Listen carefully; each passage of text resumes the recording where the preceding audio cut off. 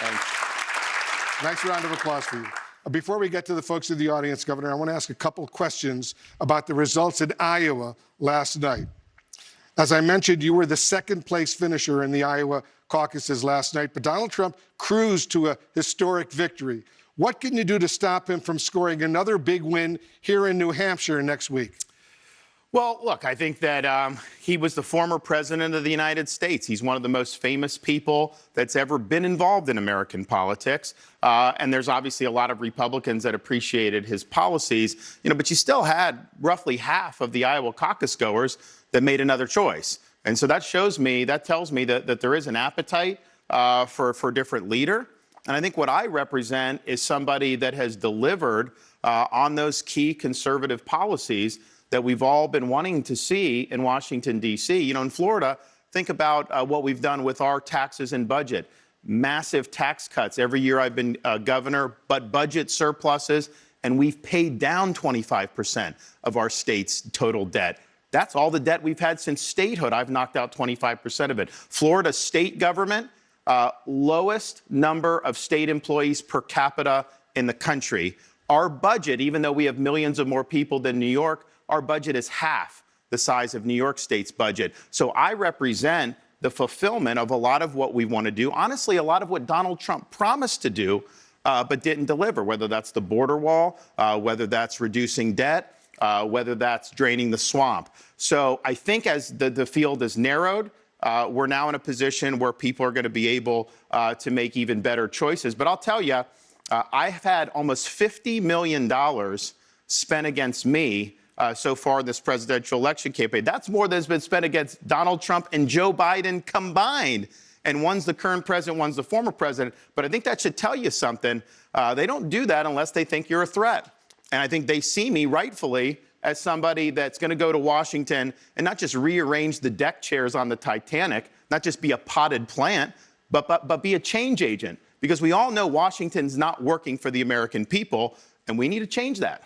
Governor, instead of flying directly here to New Hampshire right after the Iowa caucuses, you immediately went to South Carolina, which doesn't hold its primary, as you know, until the end of February. What message does that send to the folks here in New Hampshire?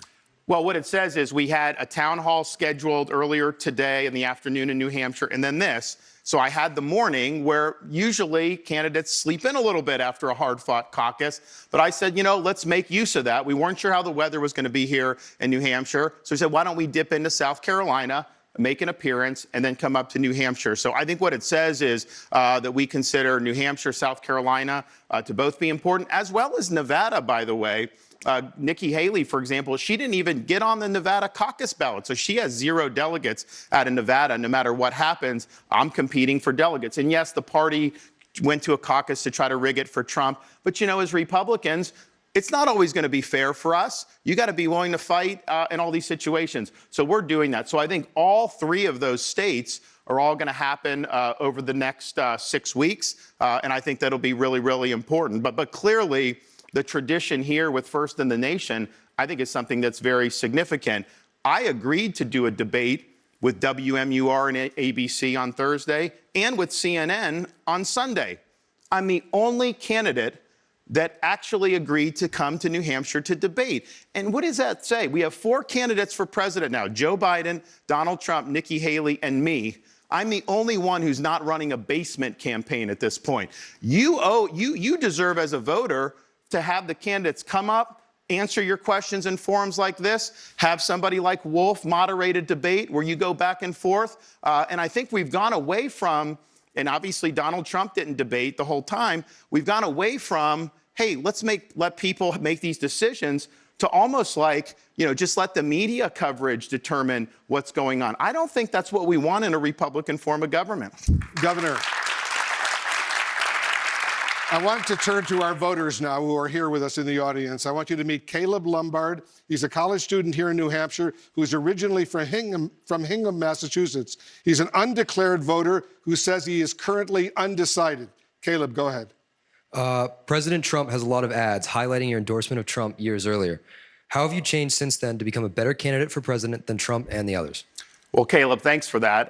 It's interesting. Look, I'm a Republican. I know 2016 Trump was controversial, But I looked at it, I was like, with Hillary, we're not going to get anything I believe in. With Trump, even though he had a liberal past, I was like, maybe we can get some good stuff. And to his credit, he did have some good policies. And I support him, of course, for re-election in 2020, even though we had disagreements. For example, I disagreed with him turning over the government to Dr. Anthony Fauci during COVID. That created huge problems for this country.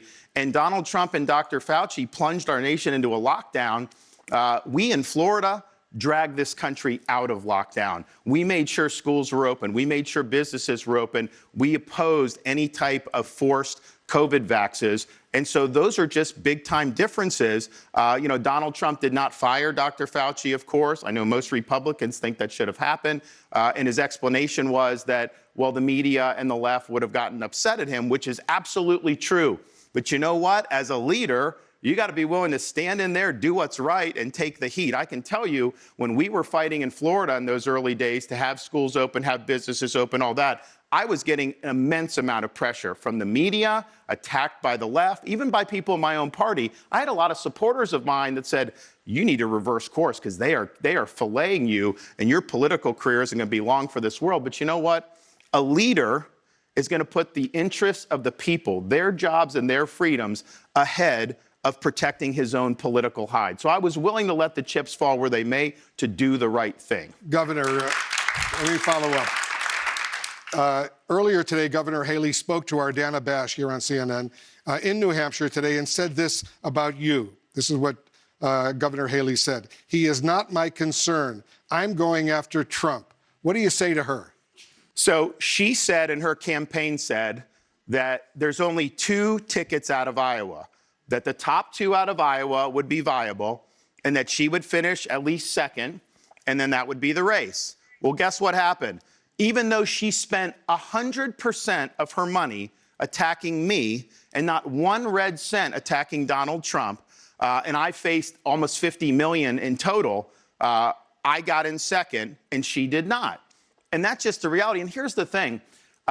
In Iowa, you can actually show up as a Democrat on the day of the caucus, change your registration, and then participate in the Republican caucus. In New Hampshire, you can't do that. If you're a declared Democrat, then you can't vote in the primary.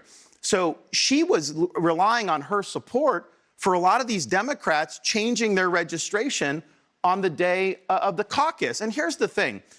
In Florida, I want a lot more Democrats than previous governors have been able to do. I think it's great in a general election to build the Big Tent, but to win a Republican primary, you can't rely on Democrats coming in and changing their registration. You got to be able to win core Republicans. You got to be able to win conservatives. And she cannot do that. You look at a lot of those folks, because I spoke at these caucuses. I spoke at 2 caucus sites. A lot of the Trump voters were coming up to me saying, you know what, I'm for you in 28, or I love what you're doing. Like they know that I have a great record. None of them like Nikki Haley because they don't think she shares her values. So she does not have the ability to build the type of coalition that you need to win a Republican primary, period, much less take on Donald Trump.